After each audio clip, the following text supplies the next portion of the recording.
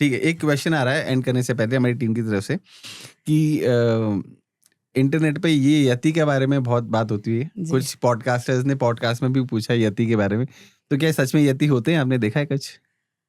मेरे ख्याल से देखिए यति जैसी कोई चीज़ होती तो नहीं होगी, और किसी ने देख लिया है तो वो उसका सौभाग्य है। पर मैं आपको बताती हूँ कि यति वो हम खुद होते हैं। वो कैसे होते हैं, क्योंकि हमारे जो अधिकतर यति के लिए मैंने भी देखा या सुना है इंटरनेट पे या कुछ, तो वो पैर के निशान बताते हैं कि ये इतने बड़े-बड़े पैर के निशान हैं, वो हमारे खुद के ही बन जाते हैं। जब तुरंत स्नोफॉल रहता है या जी। सॉफ्ट स्नो रहती है, जी। तो जो हमारे बूट्स होते हैं वो काफ़ी बड़े होते हैं, क्योंकि 4 लेयर बूट्स होते हैं। मेरा अपना बूट ही जो है वो करीब 13 से 14 साढ़े 13 इंच का है। तो जो 33 जेंट्स मतलब का इतना है, है? हाँ, 1 ओके। फीट से बड़ा। हुँ। तो जो जेंट्स के बूट्स हैं वो तो बहुत बड़े होते हैं, क्योंकि हुँ। मेरा तो 42 साइज़ का है और जेंट्स के तो 48 साइज़ के करीब होते हैं। तो जब आप उस सॉफ्ट स्नो पे पैर रखते हैं, वो पैर पीछे फिसल के आता है। तो वो करीब 1.5-2 फुट का आपके पैर का निशान बन जाता है, अगर कोई जेंट्स का है तो। मेरा ही बन जाता था 1-1.5 का, और कई शायद मेरे पास उसका फ़ोटो भी होगा, और मैंने उसका फ़ोटो लिया हुआ है कि लोग जो यति के पैर बताते हैं वो एक्चुअल में ये होते हैं। तो वो हम ही होते हैं, यति नहीं होते हैं। क्लाइंबर्स ही होते हैं वो thank you for actually. Clarifying, क्योंकि ये बहुत बड़ी मिस्ट्री है कि यति को आज तक किसी ने देखा नहीं है, बट यति के निशान ज़रूर देखे हैं। हाँ, तो वो मुझे लगता है कि ये वही होते हैं। तो मैंने भी कहानियाँ सुनी हुई थी, तो मैंने भी उसके फ़ोटोग्राफ शायद होंगे मेरे पास में। ओके, कैसा था एक्सपीरियंस आपका आज? बढ़िया। मतलब ऐसा तो नहीं लगा कि पॉडकास्ट में कुछ छूट रहा है, या नहीं, नहीं, कैसा था नहीं, मतलब नहीं, नहीं, ओवरऑल? बहुत, बहुत अच्छा रहा। बहुत सारी चीज़ें जो मैं लोगों को बताना चाह रही थी मेरी तैयारियों की, जो कि लोग थोड़ा-सा ही पूछते थे, तो वो इसमें फुलफ़िल हुई है, और वही ज़रूरी है। देखिए, चढ़ तो सब गए हैं, वही जाएँगे कैंप 1, कैंप 2, कैंप 3, कैंप 4 जाएँगे, उसके बाद किसी की ऑक्सीजन, अधिकतर स्टोरी आपने ऑक्सीजन ख़त्म होने की सुनी है, तो मेरे पास ऐसी कोई स्टोरी नहीं है। और अगर मैं सीधे-सीधे बता देती तो आपको लगता कि मैं तो यूँ गई और यूँ आ गई हूँ। मतलब मेरी ऐसे बहुत ट्विस्ट नहीं है कहानियों में, ट्विस्ट मेरे अपनी उन्हीं चीज़ों में है, बाकी ऐसे कुछ नहीं है। तो मेरा यही मानना है कि अगर आपकी तैयारियाँ अच्छी हों, जैसे आप इस जगह पर आए हैं, जो आपकी जर्नी मैंने सुनी है, आपकी तैयारियाँ अच्छी थी, हर चीज़ की, तो आप यहाँ तक आए। मेहनत भी बहुत करी है मैंने। नहीं, मेहनत के बिना तो कुछ भी नहीं होता है, हुँ। लेकिन आपकी तैयारियाँ अच्छी हों, आप हर चीज़ सोच समझ के कर रहे हो कि ठीक है, मैंने ये किया, इसके बाद मुझे पैसा कमाना था, मैंने जी-जान से पैसा कमाया, उसके बाद मुझे शांति चाहिए थी, मैंने 3 महीने मेडिटेशन किया, मुझे कोई मतलब नहीं था किसी से, कुछ नहीं, और फिर मैंने ये अपना एक सुकून-सा शुरू किया है। तो आपकी तैयारियाँ अच्छी होंगी, तो आप अपने लक्ष्य पे बहुत सुकून से पहुँचेंगे और उसको एन्जॉय करेंगे। और ओके। आपकी तैयारियाँ अच्छी नहीं होंगी, मैं बताती हूँ, मतलब हमारे साथ एक मिलिट्री अभी इस साल जिन्होंने किया, तो रांची में एक एवरेस्टर समिट होता है, तो वो हर साल 20-22 एवरेस्टर्स को वहाँ बुलाते हैं, तो मुझे दूसरे साल भी बुलाया गया।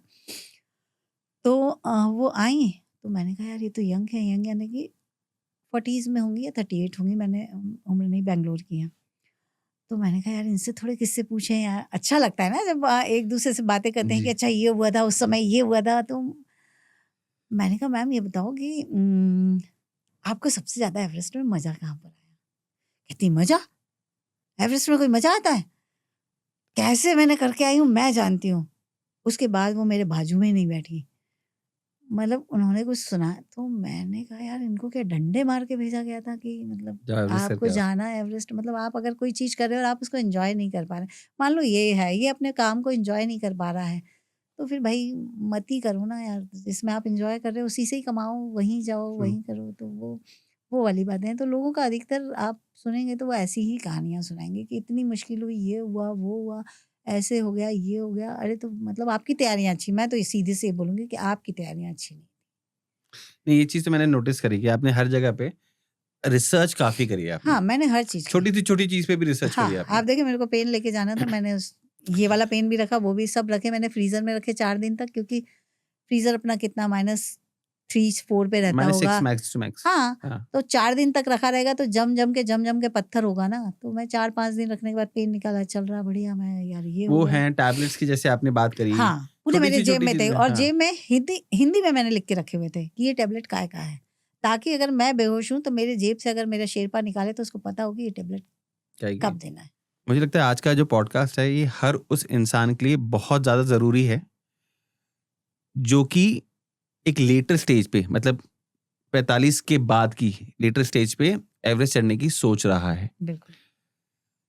इस पॉडकास्ट से अगर मैं, जैसे मैंने बीच में भी बोला था कि अगर वो पेन पेपर लेके बैठता है ना, तो उसको बहुत सारी लर्निंग्स, छोटी छोटी चीज़ों की लर्निंग्स उसको मिलने वाली है कि मुझे अपनी तैयारी कैसे करनी है। बिल्कुल। जैसे कि मुझे अपनी दौड़ने की तैयारी कैसे करनी है, वेट की तैयारी कैसे करनी है, स्ट्रेंथ की तैयारी कैसे करनी है, बिल्कुल। माइंडसेट की तैयारी कैसे करनी है, घर वालों की माइंडसेट की तैयारी कैसे करनी है, बिल्कुल।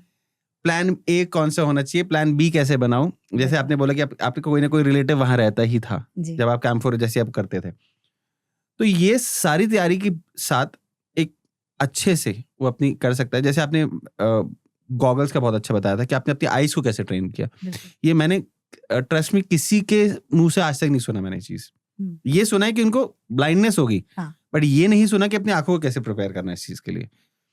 और on cherry on the cake आपने बोला भी कि आप लोगों को हेल्प करने के लिए तैयार हैं, तो ये आपका जो डेडिकेशन है ना, ये अपने आप बताता है कि आपके लिए एवरेस्ट क्यों जरूरी था। तो बिल्कुल। Thank you so much for coming. लोगों को एजुकेट करने के लिए बहुत बहुत धन्यवाद आपका। Thank you so much.